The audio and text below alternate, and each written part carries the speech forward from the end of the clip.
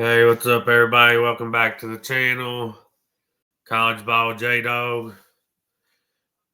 Got a quick little video I want to do for y'all today. There's not as much news as I'd like to cover. I'm sure there is if I had more time to look today. Now, I do want to go over the commitment I told you was going to happen today. And then we got a surprise commitment, which is always a good thing. And the countdown continues. There are officially 53 days from college football Saturdays. If you're like me, you have a hard time sleeping Friday night. You wake up Saturday morning just in time to watch game day. You watch game day. I love Pat McAfee on there, even though he's a West Virginia boy. I kind of like the Mountaineers just for my buddy Tadpole. Anyway, you watch game day. Then for the time the noon games kick off, till you either fall asleep or the 10 West Coast games go off at 1 o'clock in the morning on the East Coast. You watch all damn day long. I'm sure I'm not the only crazy football fan that does that. I do want to ask y'all a question. What's your favorite game day thing that you do? Does it cook out?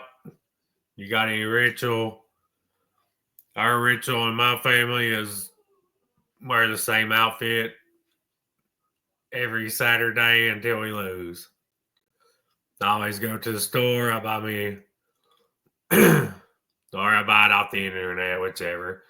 I always get me a new hat, new shirt/jersey, some new shorts, and I rock it till we lose. When we lose, I switch it up, wear that till we lose again. Y'all got any weird superstitions y'all do on Saturday? Let me know down in the comments.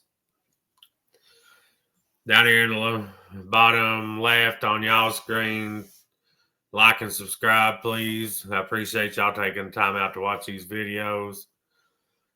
We're going to get into it. If y'all ain't on the Heup train, you better hop on, baby. Choo-choo. Because it's rolling. Recruiting's been on a heater. He's turned his program around in 4 short years when he took over a dumpster fire of a program that was really on the verge of not being relevant nationally again, possibly. Yet anytime you're on Facebook or you're scrolling message boards, there's always those few negavols, as I call them, on there dogging Heupel, saying he can't recruit, or oh, he can't coach, he can't do this. Who's better than him that we've had in the last 30 years? I'll give you Fulmer before his last 2 or 3 years. But who do you think we could bring in better? Because we've seen from the last few coaching hires before Heupel, and even the one when we did hire Heupel, that it's not as easy to bring a coach in as people thinks it is. Even a school like Florida. Florida had trouble. Billy Napier wasn't their first choice. Alabama, after Saban retired, they was turned down multiple times. It's hard to get a well-established coach to leave their program. I'm getting sidetracked here. The Heup train's rolling. Either get on or get off the tracks because it's going to run your ass over. The Vols are coming in hot. I think this is just the beginning. I think it's going to get better and better. Some people's down on us this year. I'm not. I think we're going to have a hell of a season this year. Maybe 10-2 like last year. Like we'll save the predictions and stuff for later in the year. I keep getting sidetracked. It gets me fired up when I talk about Heupel because some of the people that disrespect him and Barnes. I mean, it's like some people just think you're going to win a title every year. That's not how it happens. You got one champion every year. Unfortunately, that's not been us for a long time. We're chipping at it. And at the end of the day, all you can really ask is to be in contention for one. And we've been right there the last couple of years. And I think as early into Heupel's tenure as it is, he's just going to keep on clawing up. Let's get into recruiting news. Big day for us. We're favored for this guy, but does it come down to the wire? People started kind of leaning towards Texas on him. Braden Rouse, 6'3", 220, linebacker. He's a top 100 player. Top 70 if you go by 24/7. On the composite, he's 86 overall. Huge pickup out of Georgia. Beat out Georgia, Bama, Texas. Really beat out Texas down at the end, but every school in the country wanted him. That's the kind of recruiting battles you want to win. Let's check out his scouting report here from 24/7. Rangy, second level defender who can flow downhill. Strike ball carriers, as well as he can drop into coverage and operate in space. That's huge these days. That is absolutely huge. To be able to cover at linebacker now. With the way the game's spread out, there are athletes all over the field. They're always trying to get them in space to be able to cover sideline to sideline against the run, and be able to play in coverage is absolutely huge. 6'2.5", so 6'3", 220. He's played meaningful snaps at linebacker, edge, safety, wide receiver, tight end. That tells you how athletic that kid is. I mean, he's playing in 4A Georgia. That's pretty high-level competition. And Georgia's one of the best states in the country for high school football. In fact, he can play edge, linebacker, safety, wide receiver, tight end. The kid's a baller. That's exceptional in coverage, active and instinctive, pursuing the football, sideline to sideline, evades blockers in space with ease, exceptional coverage defender to the point where he could offer flexibility as a potential overhang on Saturdays. That's awesome. Routinely make highlight snags. So basically, we could even he could play tight end, but we're bringing him in a linebacker. They said Texas is a big pitch besides offering him the big bag. They told him they thought he was the best linebacker in his class. Who's to argue with him? I mean, Sark's a good talent evaluator.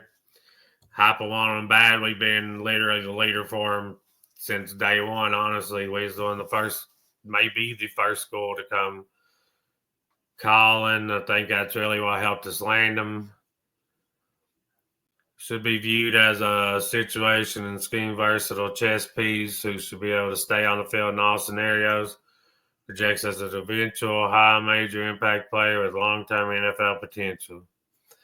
Multi-sport athlete, plays basketball, competes in track and field events. Basically just an all-around dog. I mean, that's what I'm getting out of it. Kind of player you want on your team. And if I had to bet money on him, he's a good guy off the field too. That seems to be the type of guys Heupel goes after. Obviously, you always end up with a few bad eggs and get duped. But that's just part of the game. Noticing since Heupel's been here, there's really not been that much legal trouble with their players, and that's pretty awesome too. That you're winning at a high level and not having a bunch of off-the-field issues. I mean, look at Georgia. They're winning, obviously, but their off-the-field issues are crazy every single offseason. Speed and DUI.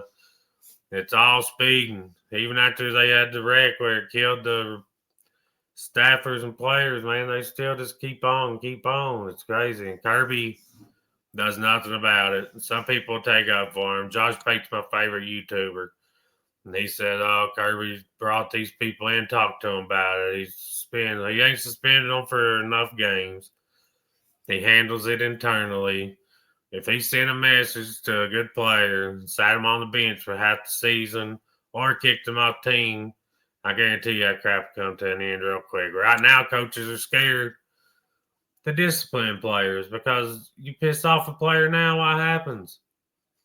They hit the portal and go to some coach that'll baby them, never talk out of the way to them. So you're kind of stuck between a rock and a hard place. And I just noticed on my ticker, on my Braden Rouse part, I had the semicolon instead of a L. That's LB for linebacker. That's my bad. We got a surprise commitment today, too, from an in-state kid, Javonte Smith. Let's pull him up here real quick. 6-foot cornerback, 170. Lower rated guy.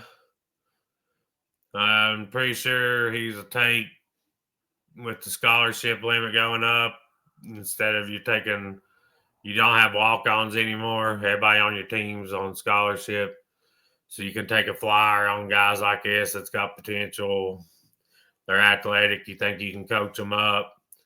So I really think this is a take because the scholarship limit went up. If not, I don't know that we'd take him. My knowledge on him is not that great, so I could be wrong on that. That's just my opinion. Let's look at his scouting report real quick. We got multi-sport player, of course, basketball, baseball, football, 3-phase experience on the gridiron as receiver, defensive back, kick returner. He 48 passes for 800 yards, almost 9, 8 touchdowns, 18.4 yards per reception. That's pretty good. Ran for 118 and a touchdown on 4.5 yards per carry. That's kind of low for high school. Not dogging the kid. He's obviously got athletic ability. If he caught 48 passes for almost 20 yards of reception. On defense, 21 tackles, 4 interceptions, including 2 returns for touchdowns. Also, not 1 kickoff return. So that tells you he is a very athletic guy. They ain't got much on the kid. Obviously, Heup wants him. I want him.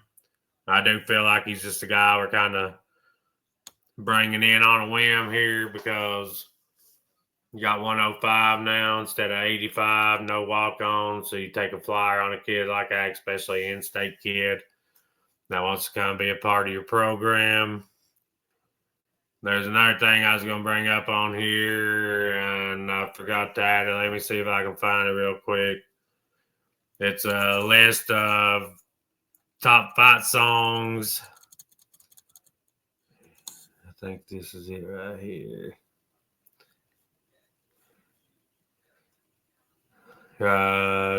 Yes. This list is funny. Obviously, I like it because Rocky Top's number 1. West Virginia, Take Me Home, Country Roads, number 2. West Virginia is a very underrated place. If Rich Rod gets in there and brings them back to where they need to be, you can win at West Virginia. He's done it before. I hope he brings them back up. Florida, I want back down. I love Tom Petty.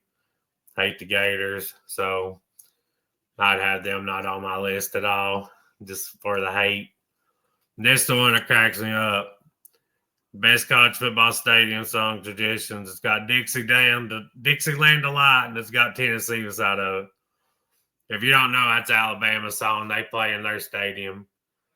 The last 2 times we beat them at home, we've played it. But the crazy part about the song, Alabama playing at their stadium, it literally says, on a Tennessee Saturday night. So that's why they're pretty sure they done that tongue-in-cheek to mess with Alabama fans there, and that cracks me up. Virginia Tech, Enter Sandman. You can see the rest of the list. I just want to pull that up because I thought that was pretty hilarious. Somebody put that on there, that Dixieland Delight was Tennessee Stadium song. I'm going to wrap this episode up, y'all. 53 days till we're watching college football.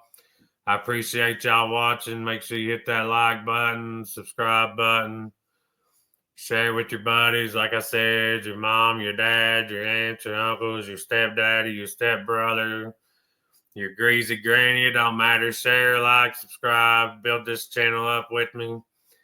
I'm starting to get a little more comfortable on here. I hope y'all are enjoying the content.